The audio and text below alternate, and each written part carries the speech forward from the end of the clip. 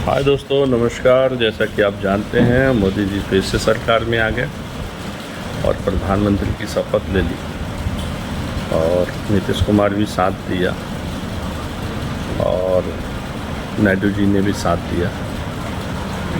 NDA की यही सबसे बड़ी ताकत है, विविधता में भी एकता है।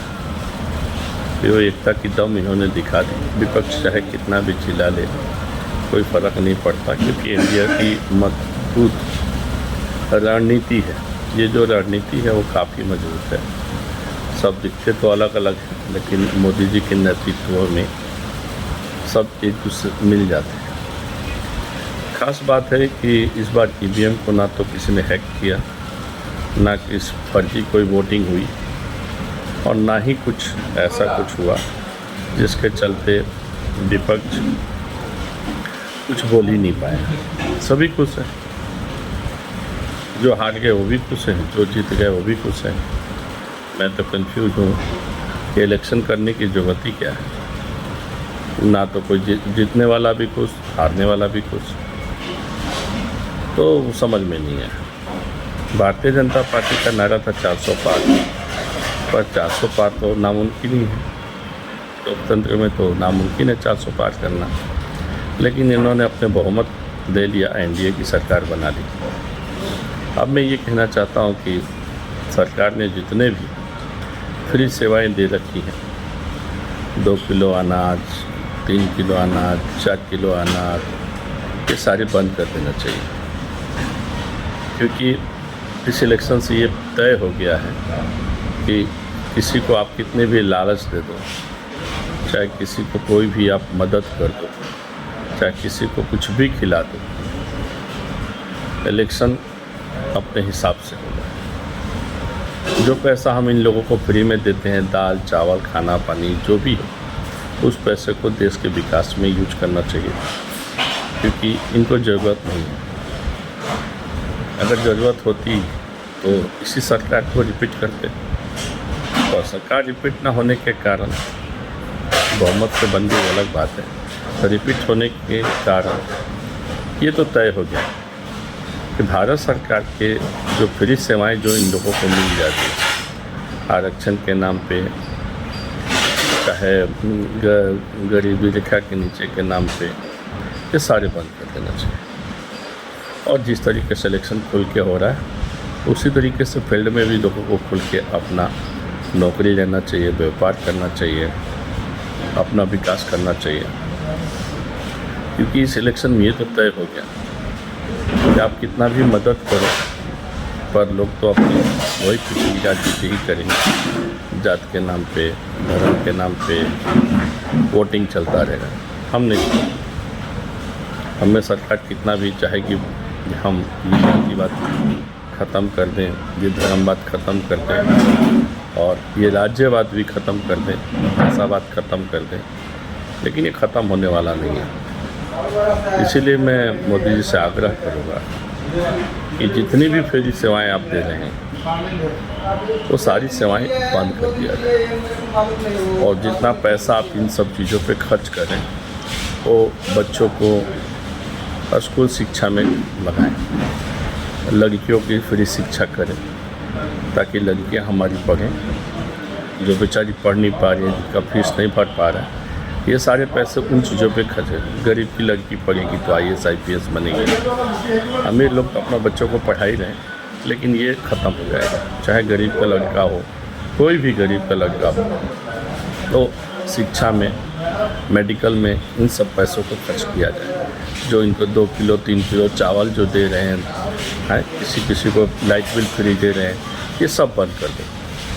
और ये जितना भी फंड बचता है वो सैनिकों पे खर्च किया जाए, जो हमारे देश की रक्षा के लिए दिन रात अपने जान दे रहे हैं, उनको खर्च किया जाए। जो बेचारे पैसे के बिना पढ़ नहीं पा रहे, तो इन सभी चीज़ों पे खर्च किया जाए।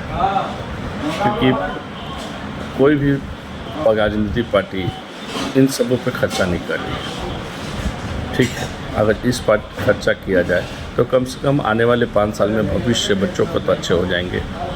बच्चे एजुकेशन करके तो बाहर निकलेंगे, महिलाएं, बच्चे जो पढ़ाई छोड़ रही हैं, लड़कियां पढ़ाई छोड़ रही हैं पैसों की कमी के कारण, वो सब चीज़ तो बंद हो जाएगा। ये सब चीज़ पर ध्यान देना चाहिए। ये जितनी भी फ्री सेवाएं, मैं इनके खिलाफ, उसे बंद कर लें। मोदी जी से मेरी यही आग्रह है। और मेरा ये जो जितना भी जो भाई लोग मेरा वीडियो देख रहे हैं, वो मोदी साहब को जल्दी पहुँचा दें और कहे कि ये जो भाई है, वो भारत में जितनी भी सेवाएं फ्री मिल रही हैं, उन्हें बंद कर देना चाहिए। बंद करने का, और वो जो पैसा बचता है, वो पैसे तो हमारे बच्चों को पढ़ाने में खर्चा किया जाए, उनको फ्री सेवा दी जाए, चाहे वो प्राइवेट स्कूल हो, चाहे वो गवर्नमेंट स्कूल हो। सरकार उस बच्चे का फीस भरेगी, तब देखिए क्या देश का विकास होता है। क्योंकि बच्चे जब पढ़ के निकलेंगे ना, और सरकार उस पर पैसा लगाई होगी ना, माय डियर, दिल जीतने वाली बात है। करप्शन भी नहीं होगा। उन्होंने पैसा खर्चा ही नहीं किया डॉक्टर बनने में, इंजीनियर बनने में, चाहे और भी कोई डिप्लोमा करने में, कोई पैसा नहीं खर्च हुआ, सरकार के पैसे लगे। तो बच्चे कभी करप्शन नहीं कर सकते, कभी चोरी नहीं कर सकते। तो अगर हम शिक्षा में ध्यान दें और ये सब फालतू खाना पीना जो हम दे रहे हैं, खाना दे रहे हैं 2 रुपये का, 4 रुपये का, 5 रुपये, बहुत सारे राज्यों में देखा जा रहा है 10 रुपये में खाना दिया जा रहा है। उससे गरीबी दूर नहीं है, लोगों डिपेंडेंट होते जा रहे हैं। भाई चलो कुछ भी नहीं करेंगे तो 10 रुपये में खाना तो मिल ही जाएगा। लेकिन अगर हम वही पैसे को हम बच्चों पे खर्चा करेंगे, तो ये जो निकम्मे लोग घूम घूम के खा कर रहे हैं ना, वो कमाना शुरू हो जाएंगे, काम का धंधा करना शुरू कर देंगे, क्योंकि उनको 10 रुपये का खाना तो मिल नहीं रहा है।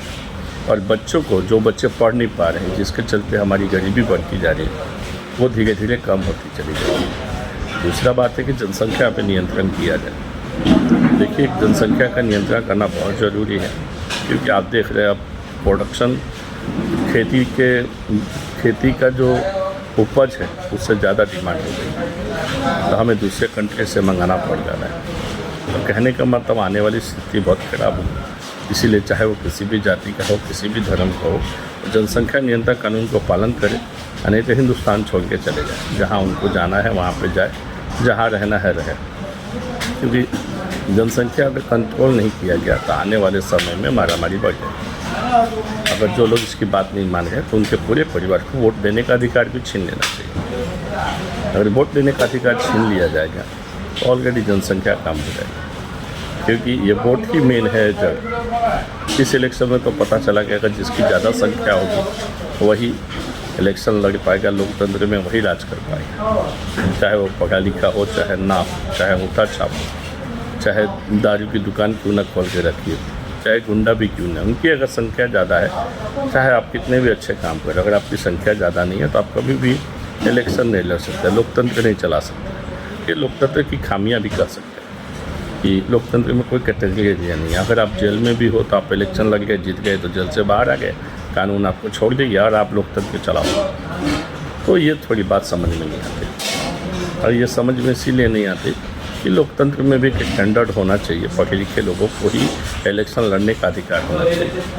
नहीं, क्या करें, हमारा लोकतंत्र ही ऐसा बनाया गया है कि उसमें कोई भी आदमी राज कर सकता है, और आने वाले समय में ये दिक्कत की सामना करना पड़ेगा।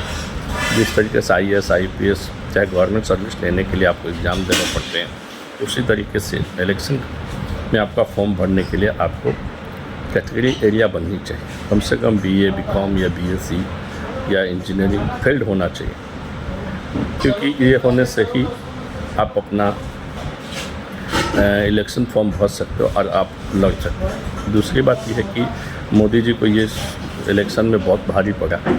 सबसे बड़ा भारी ये पड़ा कि लोग एक अपने स्टेट में रहते हैं लेकिन जॉब के लिए दूसरे स्टेट में जाते हैं। वो एक दिन के लिए इलेक्शन देने के लिए तो आएंगे नहीं, वहीं पर रह जाते हैं। इसलिए मैं चाहता हूँ कि हिंदुस्तान में कोई भी स्टेट में कहीं भी व्यक्ति क्यों ना हो, पर वो जाके अपना वोट अपने राज्य का दे सकता है। इससे क्या होगा कि जो वोटिंग की प्रक्रिया वो 100% होने की चांसेस है। तो इससे लोगों को वोट भी मिलेंगे, और जो जहाँ रहेगा वहीं से वोटिंग कर लेगा, तो ये भेदभाव भी ख़त्म हो जाएगा कि वो कहाँ से है, वो कहाँ से, वहाँ कहाँ से। तो इस तरीके से वोटिंग का प्रक्रिया होना चाहिए। एक वोट आप किसी भी अपने राज्य में से दे सकते हैं। जैसे मान लीजिए कि आप गुजरात के हैं और बिहार में रहते हैं, तो आप बिहार से भी अपना गुजरात का वोट दे सकते हैं। तो इससे क्या होगा कि जो ट्रांसपोर्टेशन में खर्चे हो रहे हैं, आने जाने में खर्चे हो रहे हैं, चाहे जो लोग वोटिंग देने के लिए नहीं पहुंच पा रहे, वो जहां पर भी हैं वहीं पे भी वोट दे सकते हैं। तो इससे क्या 100% लोकतंत्र की ताकत उभर के सामने आएगी। लोकतंत्र बना तो इस आज के उद्देश्य से नहीं बना था, कई पुराने विधियों के हिसाब से बना था। किसी को भी नहीं पता था कि लोग अपने राज्य, अपने शहर, अपना देश छोड़ के दूसरे देश में जाएंगे कमाने खाने के लिए। उसी के हिसाब से लोकतंत्र बना था। लेकिन आज का माहौल अलग है। आदमी घर कहीं और बना के रखा है, गांव कहीं और है, कमाने के लिए कहीं और जा रहा है, वो वोटिंग नहीं करता।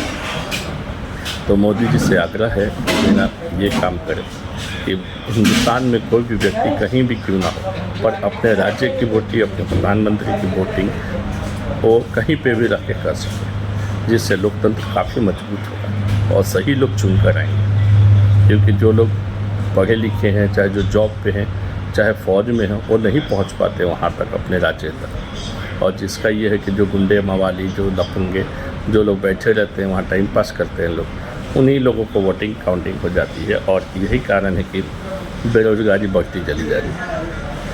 तो एक बार और भी आप लोगों को मेरे अगर मुद्दे पर कुछ सही लगे तो शेयर करना ना भूलें। और मुझे भी अगर कुछ अलग पॉइंट है तो आप हमें दें। नमस्कार।